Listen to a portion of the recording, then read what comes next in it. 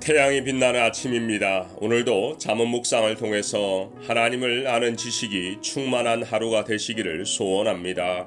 6월 17일 수요일 고집과 아집 그리고 아버지라는 제목으로 함께 묵상하겠습니다. 오늘 우리에게 주신 하나님의 말씀은 잠언 29장 1절입니다. 스크린을 함께 보시면서 저와 같이 합독하겠습니다. 자주 책망을 받으면서도 목이 곧은 사람은 갑자기 패망을 당하고 피하지 못하리라. Father's Day를 맞이해서 빛내리 공동체 모든 아버지들에게 축복의 메시지를 드립니다. 달라스 땅에서 이민자로 고군분투하며 열심히 사셨던 모든 아버지들을 위로하고 격려합니다. 아내와 자녀들과 가정을 지키기 위해서 헌신하고 희생하고 있는 모든 아버지들 힘내시기를 바랍니다.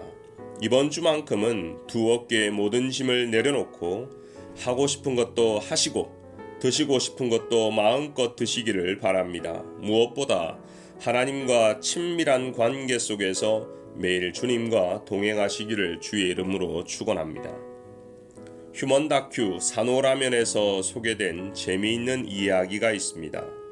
에피소드 제목은 천생 농사꾼 아버지와 무농약 농사고집 아들, 과연 승자는 누구일까?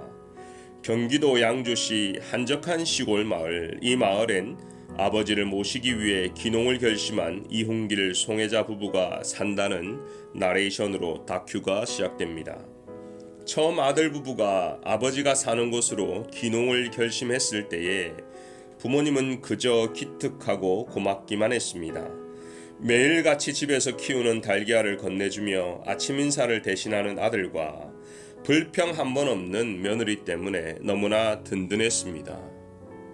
그런데 평화로울 줄 알았던 일상이 아들 부부의 귀농 이후 매일 전쟁이 되었다는 것입니다. 바로 늦가기 농부로 농사를 시작하게 된 아들의 무농약주의 때문인데요. 농약을 사용하지 않는 아들의 밭은 늘 무성한 풀과 잡초, 벌레로 가득한 것입니다. 그래서 어느 정도 농약을 쳐야 한다는 아버지의 고집과 절대로 안 된다는 아들의 황소 고집에 늘 부자 간의 전쟁이 나는 것입니다. 사실 부자 간의 고집 때문에 전쟁이 나는 경우는 우리 주위에서 많이 볼 수 있습니다. 그리 심하지만 않으면 지켜보는 재미가 있다고 아내들은 말합니다. 저렇게라도 싸워야 부자 간의 대화가 있지 하고 즐겨보는 분들도 있습니다. 하지만 오늘 본문에 보니 자주 책망을 받으면서도 하나님 앞에서 고집을 부리는 사람을 발견합니다. 무언가 문제가 있는 것을 알면서도 목이 곧은 사람, 다시 말하면 똥꼬집을 부리는 사람이 있다는 것입니다. 성경에서 목이 곧다고 표현되는 곳은 모두 교만한 이스라엘 백성에 대한 하나님의 평가였습니다. 내가 이 백성을 보았노라, 보라 이는 목이 굳은 백성이니라. 공동 번역과 개역 성경은 목이 곧다를 고집으로 번역을 했습니다. 역사적으로 이스라엘 백성은 광야 생활을 하면서 하나님께 고집을 부린 것은 애굽으로 돌아가자였습니다. 하나님은 가나안 땅을 예비하시고 계속해서 인도해 주시는데 백성들은 목이 굳어 하나님 대신 이방신인 바알을 섬기고 앞으로 가는 대신 돌아가자는 고집이었습니다. 이럴 때마다 하나님은 모세와 여호수아를 통해 하늘에서는 만나와 메추라기로 바위에서 생수를 쏟아나게 하시고 위로와 격려를 주셨는데 때로는 불뱀을 통해서 책망을 하셨기도 하지만 그 이유는 하나님의 사랑과 뜻을 깨닫게 하기 위함이었습니다. 간혹 우리도 하나님 앞에서 고집을 피울 때가 있습니다. 마치 애굽의 바로왕처럼 10번째 재앙까지 갈 필요가 없는데도 계속해서 고집스러운 행동을 하더라는 것입니다. 우리의 신앙생활에 고집 뒤에 따라오는 단어가 있지요. 불통. 어떻게 보면 고집불통은 한 단어입니다. 이것이 하나님과의 관계를 끊어버리고 하나님과의 소통을 막아버리는 것이죠. 간혹 고집이 아주 센 분들, 자기 생각만이 진리다라고 생각하는 분들과 이야기를 나누다 보면 대화가 더 이상 진전되지 않고 나중에는 서로 자기 이야기만 하고 듣지 않게 되어 관계가 깨어지는 경우도 발생합니다. 신앙생활은 하나님 앞에서 자기 고집을 꺾고 순종하는 것을 배우는 훈련입니다. 그렇기 때문에 만약 우리도 나의 잘못된 생각과 고집 때문에 문제가 생기고 책망을 받는다 하더라도 하나님이 깨닫게 하시고 우리가 순종하기 시작하면 여전히 우리는 소망을 가지고 있는 것입니다. 그렇기 때문에 매일마다 이렇게 잠언 묵상을 하는 것은 신앙적으로 큰 유익이 있습니다. 말씀을 통해서 묵상을 통해서 기도를 통하여 하나님의 뜻을 깨닫게 되기 때문이죠. 고집의 원어 카샤를 살펴보면 굳어있다, 완고하다는 의미죠. 이 단어는 고대 중동의 농경문화에서 발생한 단어인데요. 멍에에 대한 소의 저항이 담긴 단어입니다. 주인인 농부에게 거역하는 소처럼 이스라엘 백성은 하나님께 예배하기보다 이방신을 찾고 고집을 부렸습니다. 무엇보다 광야에서 강팍한 마음으로 하나님의 인도하심을 거부하였기에 결국 그들은 가나안 땅에 들어가지 못하고 멸망당했습니다. 여기서 우리는 하나를 깨닫게 됩니다.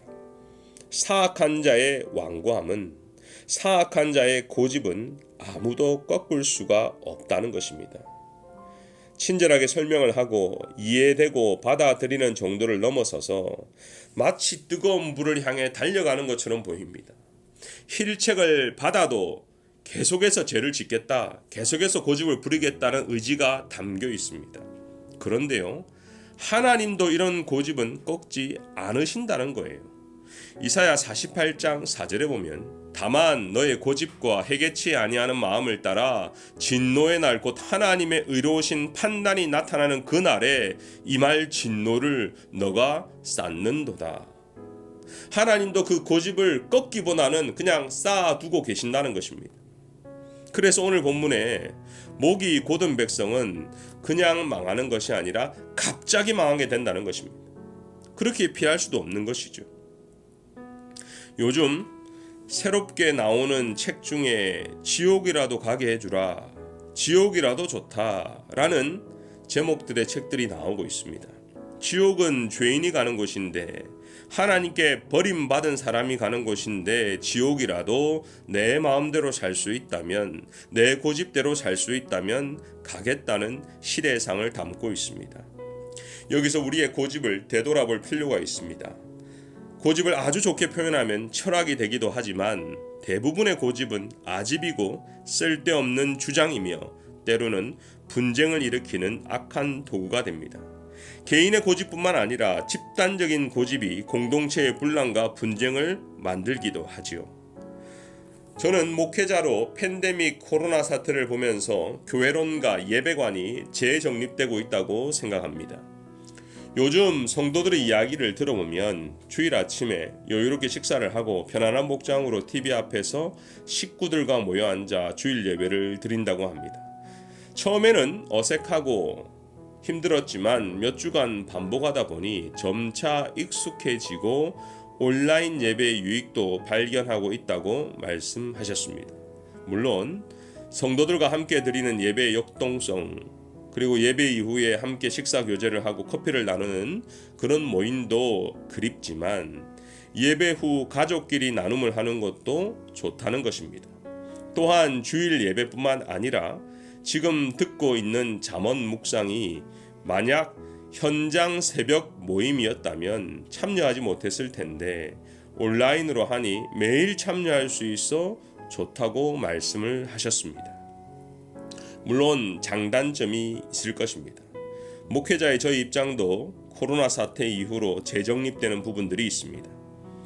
코로나 사태가 발생했을 때 교회가 무엇을 가장 먼저 했는지 보면 사역의 우선순위가 드러나고 있습니다.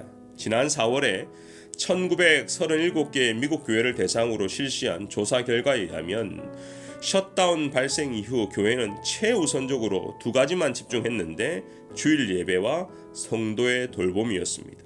이것은 이민교회도 마찬가지였습니다. 주일 예배를 어떻게 온라인으로 준비할지, 특히 어려운 일을 당한 성도들은 없는지 혼자 계시는 시니어들을 위주로 신방을 한 것이 주 사역이었다는 것입니다. 과거 한국 교회에서 교회 성전은 거룩한 곳이기에 신발을 다 벗어야 한다고 가르쳤고요. 성전을 마루바닥으로 지었습니다. 조금 세월이 흐르고 성전 바닥을 녹색 카페트냐 빨간 카페트냐로 분쟁이 나기도 했습니다. 또 예배학에서는 오르간은 거룩한 악기고 피아노는 재즈바에서 연주되기에 교회에서 사용 금지를 했습니다. 시간이 흘러 이제 피아노는 되고 전자 키보드는 안 된다고 하는 시기도 있었습니다. 코로나 팬데믹 시대는 우리가 예배와 교회를 어떻게 바라볼지, 무엇이 예배와 교회의 본질인가를 확인하는 계기가 되고 있습니다. 다시 말하면 우리가 반드시 고집부려야 할 본질에 집중하는 기회가 되고 있다는 것입니다. 사랑하는 성도 여러분, 7월에 있을 현장 예배가 준비되고 있습니다.